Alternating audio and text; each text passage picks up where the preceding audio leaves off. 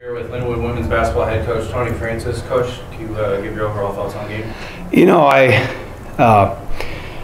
we started off anxious on the offensive end. We weren't in a flow offensively,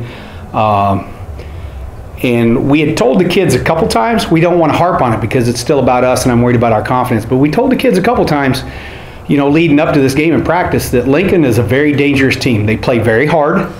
They are listening to their coach, and she does a really good job. And that, you know, a no-win in conference team is very dangerous, and they're hungry. And I thought Lincoln did a really good job in the first half I'm not going to say they dictated to us, but whether they did a few things that had us uncomfortable or whether we were thinking about, man, we can't be messing around. We just weren't confident and in a flow offensively. And then in the second half, we did a better job on the offensive end. Coach, kind of a tough thing you guys have dealt with is injuries.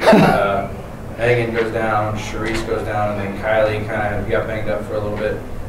What are you preaching to the players? How are you keeping the confidence of those bench players and keeping that depth solid throughout the whole game? I don't know. I'll be honest with you. I don't have an answer on that. You know, the only thing I know to say right now is you guys are tough. You're tougher than what you think you are. And great teams will always rally around a wounded warrior. And, you know, why we get 3 or 4 at a time and why it's happening so often to us in the last 2 to 3 years, I have no idea. You know, it's getting to the point where I could see. I think when Kylie went down, I could look at the looks on our girls' eyes. It's almost like they were frustrated, like, holy cow.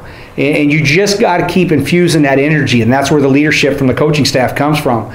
And you know, they'll get treatment. I don't know how long they're going to be out. And there's nobody in this conference that cares. You know, they love the fact that we've got all these injuries, and I've had several coaches tell me, you know, that you know, you guys can be so good, but you're always injured, and you know, we're just going to find a way and get better. I don't care. Coach, speaking of the depth, Jade had a great day. 4 for 4 from the field, 2 for 2 from three-point line, and 1 for 1 from the free throw line. So really a perfect day shooting for her.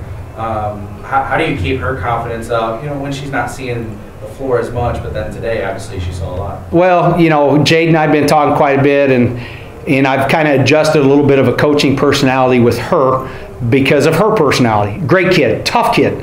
What I like about Jade was she gave up a straight line drive for a layup in the second half down there.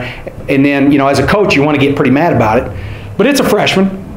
And then she turns around very next possession offensively. She gets her own straight line drive, but then puts a little icing on top of the cake with an and one.